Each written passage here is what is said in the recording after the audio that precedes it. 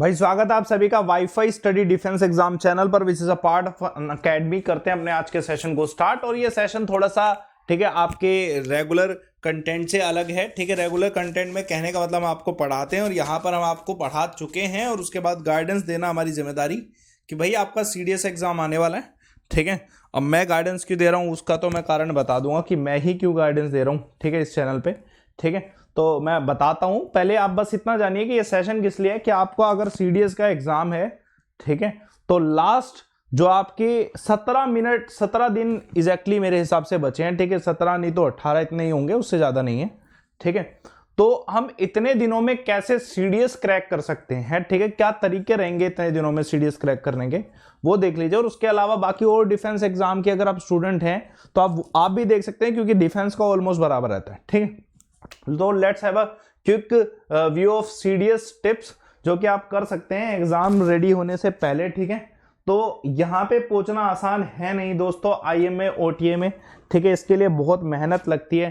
ठीक है, written exam, SSB, उसके बाद मेडिकल टेस्ट, उसके बाद इवन ट्रेनिंग में भी बहुत सारे जो है जो होते कैंडिडेट उनको निकाला गया है। ठीक है, ऐसा भी होता है क्योंकि they are not up to the requirement of Indian army. ठीक है, और एनी डिफेंस सर्विसेज।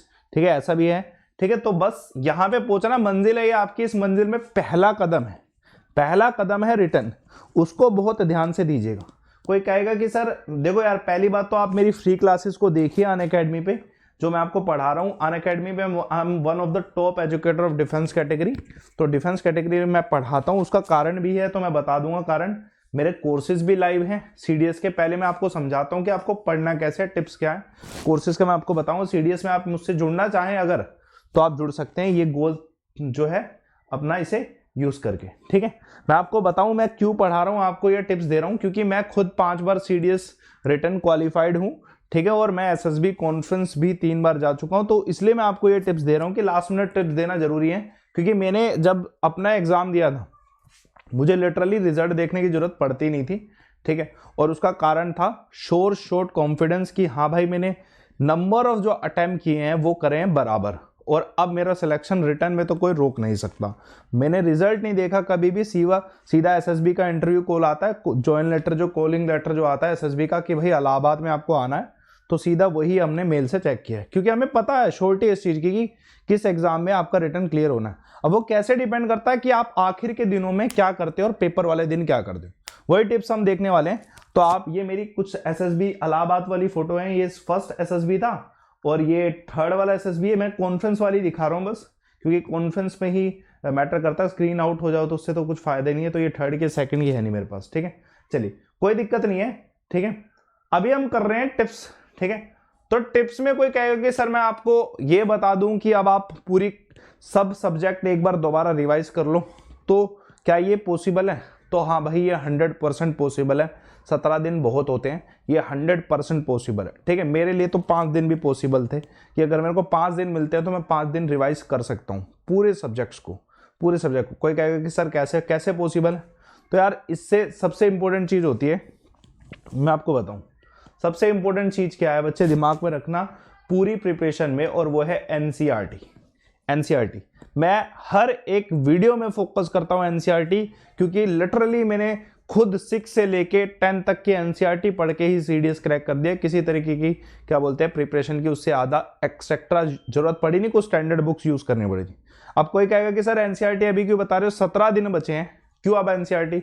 तो भाई आपने अपने नोट्स तो बनाए होंगे। ठीक है, उन एनसीईआरटी के नोट्स को ही रिवाइज करना। अगर आपने एनसीईआरटी नहीं पढ़ी है दोस्तों, ठीक है, तो अब मत पढ़ना, अब गलती मत करना, अब एनसीईआरटी कवर नहीं होगी। अगर किसी बच्चे ने एनसीईआरटी पढ़ रखी है तो इसे जरूर रिवाइज करना। ठीक है, 17 दिन मोर देन इनफ है। हर एक एनसीईआरटी को 4 बारी रिवाइज कर सकते हो, 4 टाइम्स रिवाइज कर सकते हो अगर आपने पहले पढ़ा है। अगर नहीं पढ़ा है तो इसको छूने की जरूरत नहीं है। फिर अपना जो स्टैंडर्ड बुक्स आपने जो पढ़ रखे हैं वो आप 17 दिन रिवाइज कर सकते हो 4 टाइम्स। ठीक है, स्टैंडर्ड बुक्स को भी आप 17 दिन रिवाइज कर सकते हो 4 टाइम्स। कोई कहेगा सर कैसे? तो यार बहुत आसान है। इंग्लिश को अगर आप अलग कर दो, इंग्लिश को पढ़ने की जरूरत नहीं पड़ती मेरे हिसाब से। सीडीएस में मेरा खुद का एक्सपीरियंस है, मैंने आज तक सीडीएस में इंग्लिश पढ़ी नहीं, लेकिन इंग्लिश बहुत आसान होती है भाई, सिंपल सी बात। ठीक है, बाकी बचते हैं जीके के सब्जेक्ट, तो सभी को अलग अलग कर लो यार। पॉलिटी अलग कर लो, हिस्ट्री अलग कर लो, ज्योग्राफी अलग कर लो, ठीक है। इकोनॉमिक्स को स्किप मारो, इकोनॉमिक्स को स्किप मारो, मैं आपको सीधी बताऊंगा, इकोनॉमिक्स की जगह करंट अफेयर पढ़ो, इकोनॉमिक्स की जगह क्या पढ़ो, करंट अफेयर पढ़ो, और साइंस एंड टेक्नोलॉजी पढ़ो और साइंस पढ़ो, ठीक है, ये पढ़ो, ठीक है, क्लियर है। और कोई कहेगा कि सर साइंस क्यों ना पढ़ो और साइंस एंड टेक्नोलॉजी क्यों पढ़ो, ऑब्जर्व करना, सीएपीएफ के एग्जाम में साइंस ज्यादा पूछी जाती है और डिफेंस के एग्जाम में साइंस एंड टेक्नोलॉजी ज्यादा पूछी जाती है। तो ये अपने, चलो मान लो आपने इसमें साइंस भी लगा ली, ठीक है, साइंस एंड टेक्नोलॉजी एक कर लिया, तो यार ऐसा करो कि 4 दिन फिजिक्स आपने पॉलिटी और हिस्ट्री पढ़ना वो पढ़ लिया 4 दिन, और फिर ये क्या है अपना ज्योग्राफी और करंट अफेयर पढ़ लिया, और एक दिन साइंस को पूरा दे दिया, एक दिन साइंस को पूरा दे दिया, तो कितना हो गया, ठीक है, आराम से 4 4 8, और क्या बोलते हैं 9 दिन में आपका कंप्लीट रिवीजन होगा। अभी 17 दिन है, ठीक है। तो सबसे पहली इंपॉर्टेंट चीज कि अभी आपके पास समय है, 17 दिन एटलीस्ट है, तो जो भी आपने पहले पढ़ा है ना उसको 4 बार मल्टीपल रिवीजन में डाल दो, ठीक है, मल्टीपल रिवीजन में डाल दो। रेयर केस होगा कि आपने पढ़ा ही नहीं होगा, क्योंकि अगर आप पढ़ा होगा तभी तो आप एग्जाम के लिए जा रहे हो, तो पढ़ा होगा मैं ये सोच के चल रहा हूं, तो 4 बार रिवीजन में डाल दो उसे, ठीक है। दूसरी इंपॉर्टेंट चीज है, आपको क्या करना है इस समय ना, मैं अब आपको बताता हूं और इंपॉर्टेंट चीज क्या है, ठीक है। कॉम्प्रिहेंसिव लिस्ट बनाओ उन इंपॉर्टेंट चीज की जो फैक्ट हैं। पूरे 9 दिन जब आप तैयारी करोगे ना, 9 दिन अगर आप रिवाइज कर रहे हो 4 टाइम्स, तो जो फैक्ट है ना उनको भी एक बार ही क्या है, ठीक है, एक कॉम्प्रिहेंसिव नोट्स में कन्वर्ट कर लो। 9 दिन में वो कॉम्प्रिहेंसिव नोट्स में कवर हो जाना चाहिए, जो तुम्हें लगता है कि पेपर में आ सकता है, ठीक है, 9 दिन में कवर हो जाना चाहिए, ठीक है। और वो कॉम्प्रिहेंसिव नोट उसके बाद आने वाले 7 से 8 दिन रिवाइज करिएगा, 7 से 8 दिन रिवाइज करिएगा, ठीक है, जिससे आपके लिए ना ये बहुत ज्यादा जिस्ट नोट्स रहेंगे। एक कॉम्प्रिहेंसिव नोट्स बना लो, 9 दिन में रिवाइजन करके, ठीक है, 4 टाइम्स का, उसमें से भी कुछ नोट्स बना लो जो कि 7 से 8 बार आप, ठीक है, रिवाइज कर सको, और 7 से 8 दिन में, ठीक है, रिवीजन हो जाएगी, ठीक है। मेरे हिसाब से जल्दी से रिवीजन हो जाएगी, लेकिन 10 घंटे एटलीस्ट पढ़ो भाई, 10 घंटे एटलीस्ट, अगर एग्जाम क्रैक करना, ऐसे नहीं होता एग्जाम सीडीएस का क्रैक, ठीक है। दूसरी इंपॉर्टेंट चीज, work on your time management skill, ठीक है, दिमाग में रखिएगा, आपको अपने एग्जाम में कितने क्वेश्चंस को अटेम्प्ट करना है, हर क्वेश्चन पे कितना अटेम्प्ट देना है, पहले 50 क्वेश्चन पे कितना, आखिरी 50 क्वेश्चन पे कितना अटेम्प्ट देना है, उस पे पूरा फोकस चाहिए, ठीक है। ऐसा नहीं कि कोई किसी तरीके की प्रिपरेशन ही नहीं करी, टाइम मैनेजमेंट देखा ही नहीं और चले गए पेपर में, ठीक है, पता भी नहीं चलेगा कब समय निकल जाएगा, ठीक है। ऐसा पेपर है सीडीएस का, पता भी नहीं चलता, क्वेश्चन देखने देखने में बंदा खो जाता है, ठीक है, सीडीएस के पेपर में। तो सीडीएस में टाइम मैनेजमेंट करके जाना, ठीक है। कुछ बच्चे कहते हैं कि ऑनलाइन पेपर नहीं है, ऑफलाइन है, तो टाइम मैनेजमेंट करने की क्या दिक्कत है, ठीक है भाई। जब लेंथी पेपर होता है तो उसमें टाइम मैनेजमेंट करके जाना पड़ता है, ठीक है, और उसकी प्रैक्टिस पहले करनी पड़ती है, प्रैक्टिस मस्ट है, ठीक है, याद रखिएगा, इसकी प्रैक्टिस मस्ट है, बहुत ही ज्यादा मस्ट है, ठीक है। मॉक टेस्ट करोगे ना तो अपने आप मैनेजमेंट हो जाएगी। अब मैं ये नहीं कह रहा कि ऑनलाइन मॉक टेस्ट करने से आपको ऑफलाइन का पता नहीं चलेगा, पता चल जाएगा।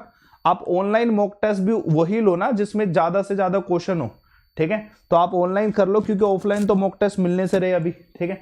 तो ऑनलाइन मिलेंगे, तो ऑनलाइन सारे जो आप अनअकैडमी पे जाके मॉक टेस्ट प्रैक्टिस कर सकते हो सारे के सारे, ठीक, क्विज बनवा लो, क्विज प्रैक्टिस कर लो सीडीएस के सारे अनअकैडमी पे जाके, ठीक है। तो एक और इंपॉर्टेंट चीज करनी है आपको, ठीक है, सबसे इंपॉर्टेंट चीज है पॉजिटिव एटीट्यूड, ठीक है।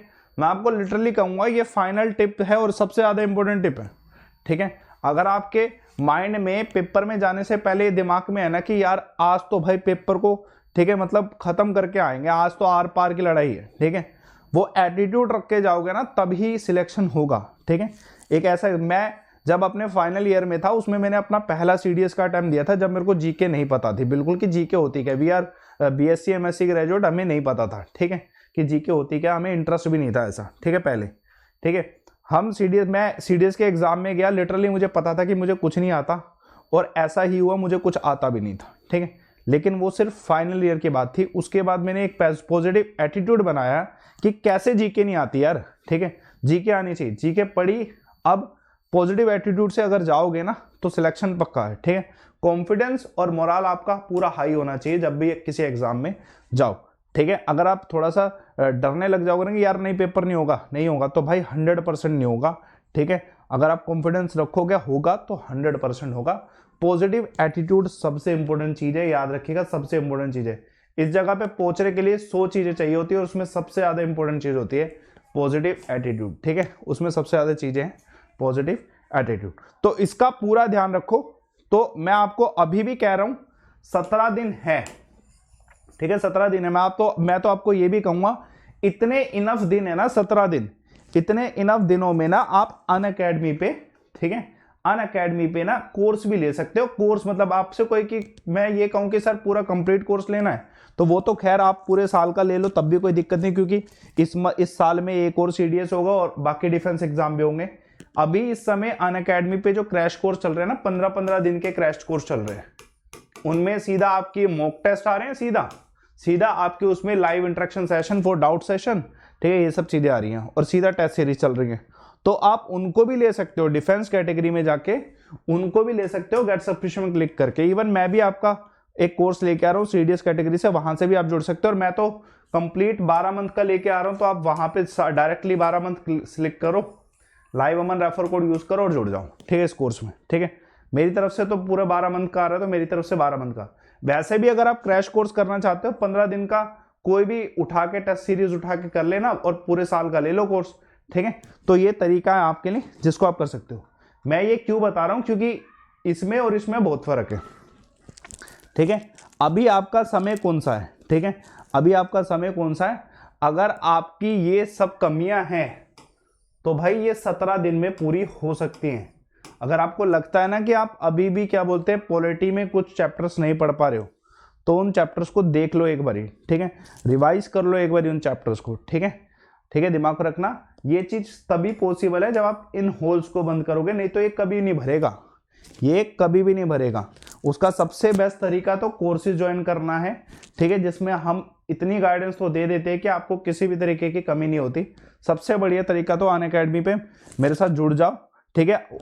इस एग्जाम का नहीं तो आने वाले जो नेक्स्ट सीएपीएफ के एग्जाम है, एफकेट के एग्जाम, सीडीएस का जो सेकंड आएगा, उस एग्जाम में पूरी तैयारी हो जाएगी। ये सब चीजें, कुछ बच्चे होते हैं ना 5 अटेम्प्ट में भी रिजेक्ट हो रहे हैं, ठीक है, और कुछ बच्चे 1 अटेम्प्ट में भी सिलेक्ट हो रहे हैं। उनका मेन मकसद होता है सिलेक्शन लेना, ठीक है। उनका मकसद ये नहीं होता कि सोचना कि यार इधर से फायदा होगा या उधर से फायदा होगा, ठीक है। सारी जगह से पढ़ डालते हैं, ठीक है, सारी जगह से पढ़ डालते हैं, सिलेक्शन होना चाहिए बस, ठीक है। इतना ही आपको भी करना है, ठीक है। तो फाइनली मैं आपको कहूंगा रिवीजन करने का अभी पूरा 100% चांस है, ठीक है, रिवीजन करने का पूरा 100% चांस है। अभी क्रैश कोर्स ज्वाइन करने का भी 100% चांस है, ठीक है। आप लाइव अमन रेफर कोड यूज करो। मैं आपको बता रहा हूँ सीडीएस एक ऐसा एग्जाम है जिसमें एज बहुत मैटर करती है। You are 25, you are out of the exam, खत्म काम, ठीक है। 25 साल के हुए नहीं, तुम पूरे एग्जाम से बाहर हो, चाहे पूरी मेहनत करी तुमने 2-3 साल, ठीक है। तो इसलिए सीडीएस के एग्जाम पे, ठीक है, कैजुअली नहीं बोल रहा, बहुत इंपॉर्टेंट है इस एग्जाम में, ठीक है। कंटेंट को सीरियस लो, अपने एग्जाम को सीरियस लो और, ठीक है, ऐसे कोर्सेज ज्वाइन करो जो आपको इजीली पहुंचा सके और 25 साल होने से पहले, ठीक है। और मैं ये भी बता रहा हूं कि ऐसा नहीं कि रिटर्न होते ही तुम्हारा सिलेक्शन है, देयर आर 3-4 स्टेजेस, तो उन स्टेजेस को भी क्रैक करना है। तो इसलिए आपको 1 साल का कोर्स लेना चाहिए और एटलीस्ट 1 साल तो लीजिए, 24 मंथ ले तो और बेटर है, ठीक है। अगर आप you are in at the age of 20, take it at least 24, जिससे कि आप 2 साल भी लगाओगे तो 22 साल की एज में यू विल बी ऑफिसर, ठीक है। 22 वाले, 23 वाले, 24 वाले मत लेना एटलीस्ट, मैं तो सीधा बोलूंगा 24 वाले 1 साल का ही लेना, यू हैव ओनली 1 ईयर, उसके बाद कुछ फायदा नहीं होगा, ठीक है। मैं सिंपल सी बात बोल रहा हूँ, रियलिटी पे जिए थे, ठीक है। तो इसी बात पे सेशन को एंड करते हैं। जो भी बच्चा इस क्लास को देख रहा है, सेशन को लाइक करिए, शेयर करिए। कोई भी डाउट है सीडीएस से रिगार्डिंग, मैं अश्योरिटी देता हूं, मैं सीडीएस क्रैक कर चुका हूं 5 बारी। आपके किसी भी डाउट का एकदम सटीक आंसर मिलेगा जो आपको बेनिफिट देगा और आप ही के मैसेज बॉक्स में मिल जाएगा, ठीक है। तो कमेंट बॉक्स पे किसी भी डाउट का अगर है आपको, ठीक, किसी भी तरीके का डाउट है आपको सीडीएस के रिगार्डिंग, इवन एफकेट के रिगार्डिंग, इवन सीएपीएफ के रिगार्डिंग, ठीक है, तो आप उसे पूछ सकते हैं, ठीक है। और आईबी का भी एक एग्जाम आ रहा है, उसकी भी तैयारी अगर आप कर रहे हैं तो उसका भी डाउट पूछ सकते हैं, कोई दिक्कत नहीं है, आई विल डेफिनेटली टेल, ठीक है। तो आप सभी के सभी सेशन को, ठीक है, एक बार लाइक कर दीजिए, ठीक है, शेयर कर दीजिए और साथ के साथ, ठीक है, रिवीजन का मौका अभी भी कह रहा हूँ बहुत ज़्यादा, तो रिवीजन करिए, प्रैक्टिस करिए, पॉजिटिव एटीट्यूड के साथ एग्जाम में जाइए, ठीक है। और अगर आपका पेपर अच्छा होता है तो एसएसबी की तैयारी में लग जाइए। अगर पेपर में किसी भी तरीके की कुछ भी मिसहैपनिंग होती है तो सेकंड अटेम्प्ट आपके पास होता है पूरे वर्ष में, उसमें भी आप ध्यान दे सकते हो कोर्सेज को ज्वाइन करके, अमन 11 या लाइव अमन रेफर कोड यूज करके। ठीक है, सेशन को एंड करते हैं, धन्यवाद।